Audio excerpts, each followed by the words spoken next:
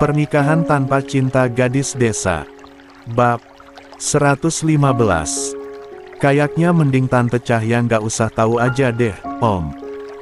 Maksudku, kalau misal Om mau bantu aku, mending Tante Cahya nggak usah tahu. Aku nggak mau Tante Cahya makin salah paham dan bikin hubungan kami makin merenggang. Situasi ini membuat Rahmat bingung. Masalahnya, dia tidak suka merahasiakan sesuatu kepada Cahya. Dia sendiri juga tidak suka kalau Cahya merahasiakan sesuatu darinya. Inginnya, mereka selalu saling terbuka satu sama lain karena mereka adalah suami istri. Namun, menatap ekspresi memelas penuh permohonan dari Laras membuat Rahmat juga kasihan. Bagaimana jika apa yang dikatakan Laras benar?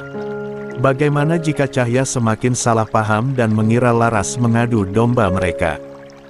Rahmat tidak mau itu. Om, please, jangan bilang ke Tante Cahya ya.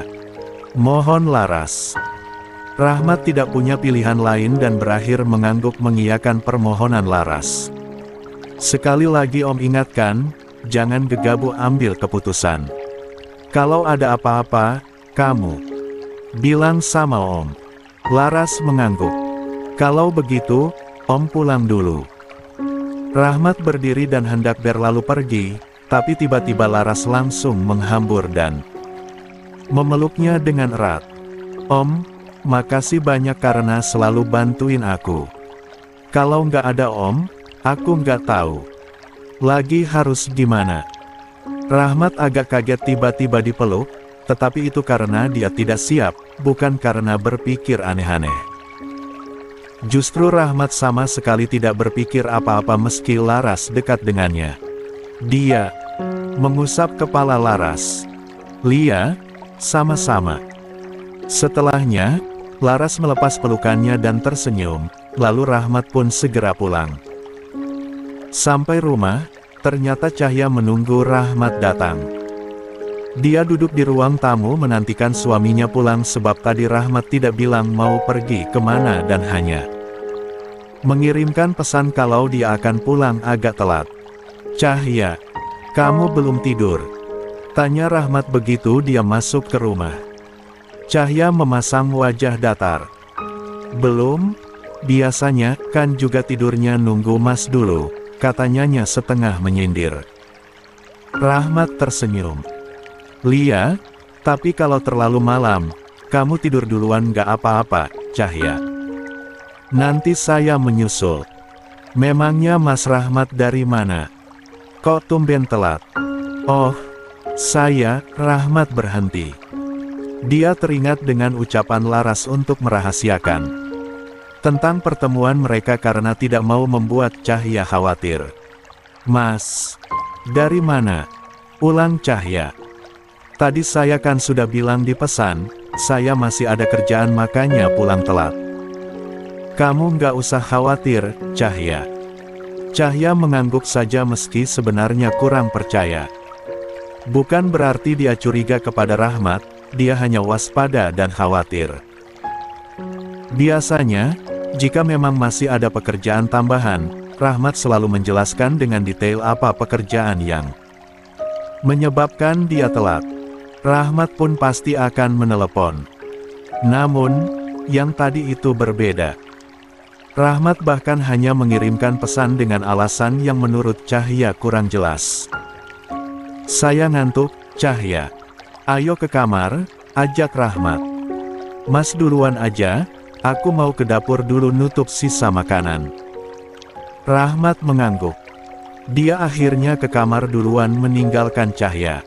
Sepeninggal Rahmat, Cahya menghela napas panjang. Dia masih memperhatikan langkah Rahmat hingga sang suami masuk kamar. Sementara itu di kamar, Rahmat kepikiran bagaimana caranya membantu Laras. Anak itu sampai berniat mau menjadi TKW ke luar negeri, Rahmat khawatir. Mengingat masa lalu Laras yang pernah hilang, Rahmat menjadi cukup paranoid. Rahmat mengusap wajahnya sendiri. Bagaimana caranya? Ya, gumamnya pelan. Terlalu lama berpikir membuat Rahmat perlahan-lahan mengantuk. Dia akhirnya terlelap sendiri. Cahya menyusul ke kamar beberapa saat setelahnya. Dia mengernyit saat melihat Rahmat sudah tidur. Tumben banget Mas Rahmat cepat terlelap. Biasanya lama. Awalnya, Cahya hendak naik ke kasur dan ikut tidur. Dia tidak mau curiga apa-apa, tapi Cahya malah melihat ponsel Rahmat tergeletak di meja kecil dekat ranjang. Cahya terus memandangi benda persegi panjang itu, berusaha menahan diri untuk tidak mengambilnya. Namun, Cahya ternyata tidak mampu menahan diri. Dia mengambil ponsel Rahmat dan memeriksa isinya. Cahya awalnya tidak mau lancang melihat-lihat, tapi dia seketika membelalak saat melihat info maps perjalanan di ponsel Rahmat. Masih ada riwayat maps di ponselnya. Selama beberapa jam Rahmat berada di wilayah yang amat Cahya kenal. Jalan Sumbersari. Itu adalah alamat kafe milik Laras. Mas Rahmat abis ke sana. Batin Cahya. Dia sudah berusaha keras untuk tidak mencurigai Rahmat. Cahya pun selalu berusaha meletakkan kepercayaan sepenuhnya kepada sang suami. Namun, apa yang dia dapati sekarang benar-benar menyakiti hatinya. Kenapa Mas Rahmat harus bohong sama aku? Pikir Cahya. Dia akhirnya mengembalikan ponsel itu ke meja. Dia segera ikut naik ke kasur, tapi langsung membelakangi Rahmat. Cahya tidak mau gegabah, jadi untuk sementara waktu dia akan menahan diri dulu dari pikiran-pikiran negatifnya yang semakin liar. Pagi ini saat mengantar Samba ke sekolah, Cahya sengaja tidak langsung pulang.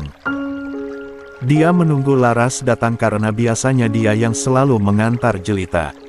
Benar saja, tidak lama kemudian Laras datang mengantarkan adiknya. Cahya menunggu sampai Jelita masuk ke sekolah. Laras hendak pergi, tapi lengannya ditahan oleh Cahya. Laras kaget tangannya tiba-tiba disentuh. Oh, Tante Cahya, ada apa? Seperti biasa, Laras akan berpura-pura ramah di depan Cahya. Sebenarnya, Laras sendiri sudah menebak. Cepat atau lambat, Cahya akan menghampirinya lagi. Dilihat sekilas pun, Laras tahu Cahya tidak sedang dalam suasana hati yang baik. Ada apa, Tan? Tanya Laras lagi. Aku mau ke kafe soalnya. Kemarin apa Mas Rahmat datang ke kafe? Tanya Cahya. Laras menggeleng. Enggak. Kafe udah tutup lebih awal dan nggak ada siapa-siapa. Kenapa, Tan? Mendengar jawaban Laras membuat Cahya terkejut. Tapi kok bisa mobil Mas Rahmat ada di Jalan Sumbersari? Itu alamat kafemu, kan? Laras menaikkan sebelah alisnya mendengar pernyataan itu. Rupanya Cahya tahu sendiri, dan itu malah membuat Laras hendak membalikkan perkataan Cahya sendiri. Kenapa nggak tanya sendiri ke Om Rahmat, Tan? Tante Cahya kan istrinya. Tante sebenarnya kenapa sih? Kayaknya hubungan kita awalnya baik-baik aja. Tante juga kelihatan seneng temenan sama aku. Pas tahu kalau aku ternyata Laras, Tante jadi kayak gini. Kenapa sih, Tante kayak takut banget kalau aku deket sama Om Rahmat? Padahal Tante sendiri tahu bagaimana hubunganku sama Om Rahmat. Cahya terkejut mendengar Laras melontarkan kalimat-kalimat itu. Tidak mudah berada di posisi Cahya.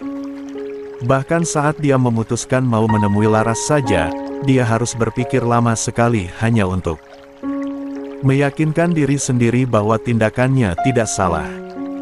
Sekarang, dia malah mendengar ucapan itu dari Laras, membuat Cahya semakin merasa bahwa posisinya serba salah. Tante nggak takut kamu dekat sama Mas Rahmat? Tante cuma, kalau nggak takut, Tante nggak akan repot-repot sampai ngelabrak aku kayak gini. Tante nggak ngelabrak kamu, sangkal Cahya. Laras terkekeh pelan. Terus apa? Ini bukan pertama kalinya loh, Tan. Tante tuh kesannya kayak nganggep aku pelakor yang mau ngerebut Om Rahmat. Cahya membelalak mendengar itu. Bukan begitu, Tante nggak mungkin mikir sampai ke sana. Kalau nggak mikir sampai ke sana harusnya Tante santai aja dong. Om Rahmat juga udah bilang kalau beliau nganggap aku kayak anak sendiri. Aku juga menghormati Tante Cahya kayak ibuku sendiri karena Tante udah banyak berjasa dalam masa kecil aku. Tapi kalau kayak gini terus, aku juga nggak bisa, Tan. Laras, Tante itu. Ingat, Tan. Pasir kalau digenggam terlalu erat justru dia akan lepas.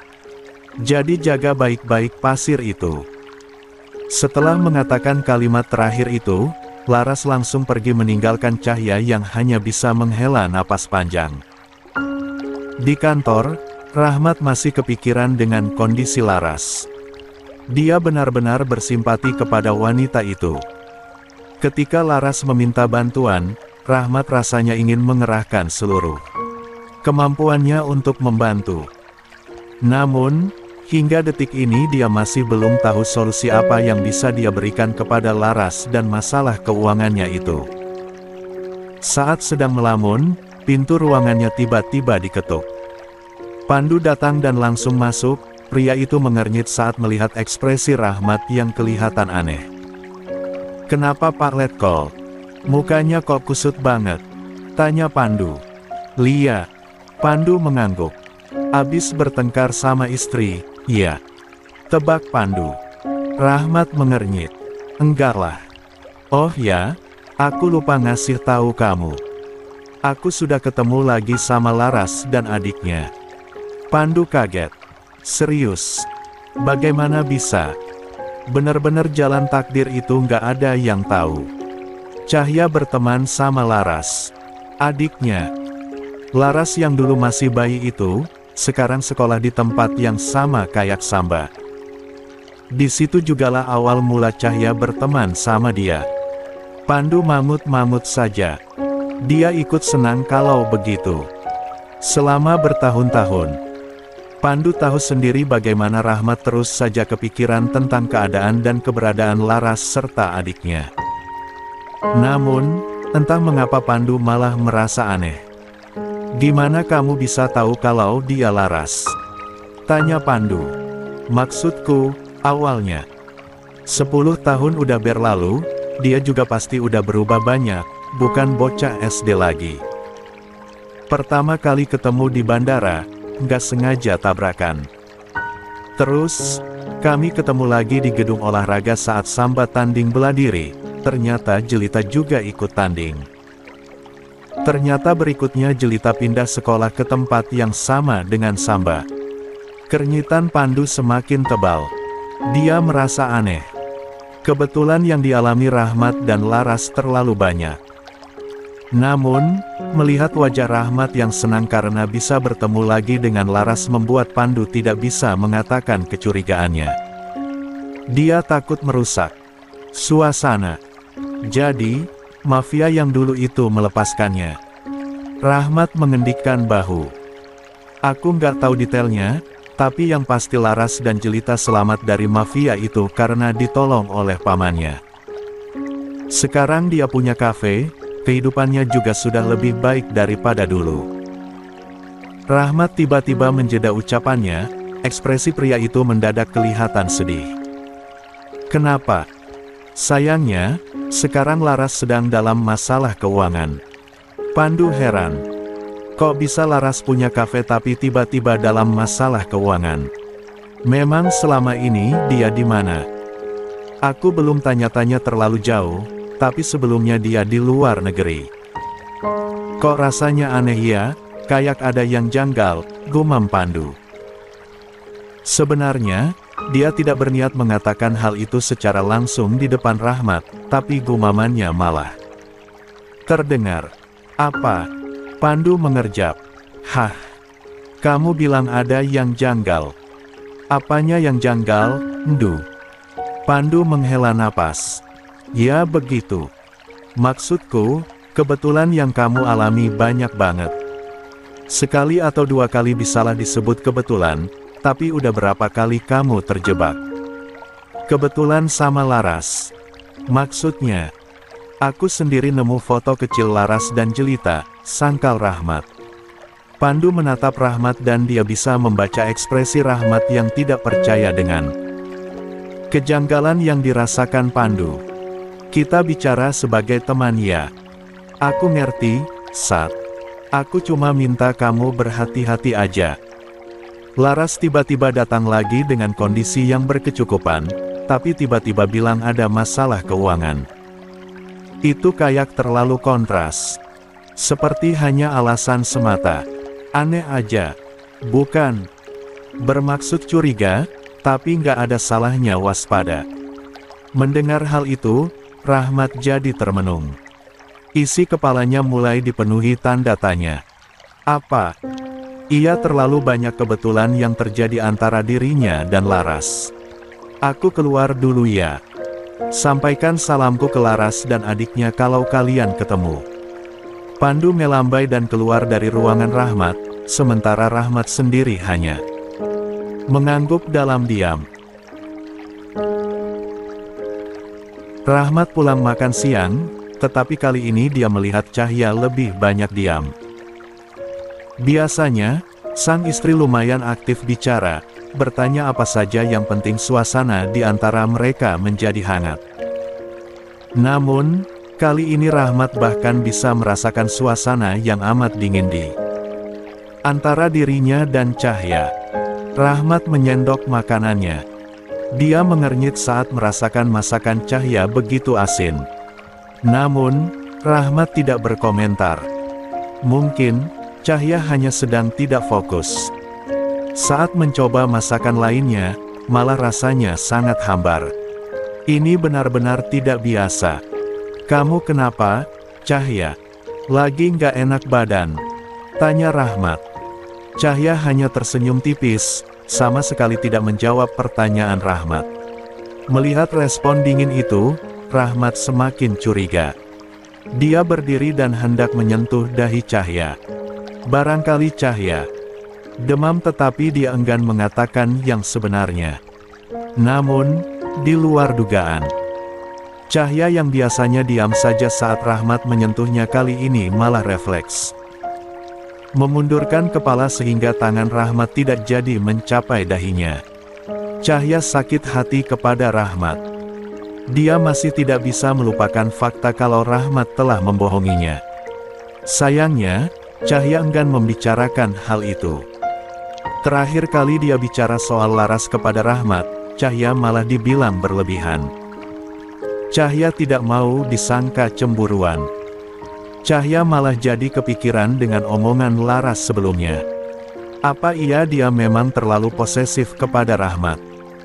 Kalaupun memang iya, memangnya dia tidak panas posesif kepada suami sendiri. Kenyataannya, Cahya memang tidak mau kalau sampai kehilangan Rahmat. Melihat Cahya diam saja dan malah tenggelam lagi dalam lamunannya membuat Rahmat semakin khawatir. Rahmat tiba-tiba berpindah posisi di samping Cahya kemudian menarik pinggang sang istri sampai dia jatuh ke pangkuannya. Mas, apa-apaan sih? Seru Cahya. Rahmat tidak menanggapi ucapan Cahya yang setengah berteriak itu, sebaliknya, Rahmat malah menempelkan dahinya pada dahi Cahya. Mereka saling berpandangan cukup lama. Dan itu membuat Cahya langsung menundukkan pandangannya. Ada apa, sayang? Saya nggak akan paham kalau kamu nggak bicara. Bukannya menjawab pertanyaan Rahmat, Cahya malah menangis terisak-isak. Rahmat jelas kaget. Cahya tidak menjelaskan apa masalahnya dan itu membuat Rahmat kalang kabut. Bagaimana cara menenangkan sang istri? Ngomong dong. Kalau kamu hanya diam dan menangis gini, saya nggak akan tahu. Masalah kamu apa, Cahya? Bujuk Rahmat. Cahya tetap keras kepala tak mau menjawab. Dia masih saja lanjut menangis, membuat Rahmat semakin kebingungan bagaimana cara mengatasi itu semua. Ayolah saling terbuka dan jujur.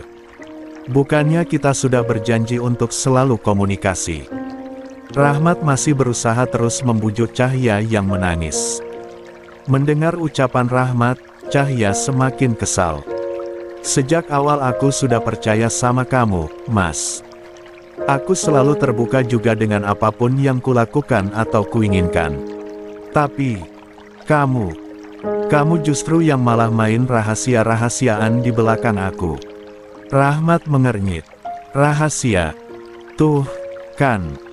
Kamu bahkan masih berusaha pura-pura nggak ngerti.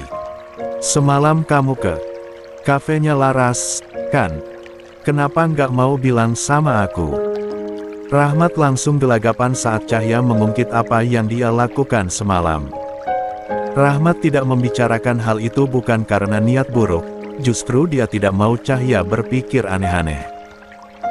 Siapa sangka, Cahya mengetahuinya dan malah menjadi sumber keributan di antara mereka.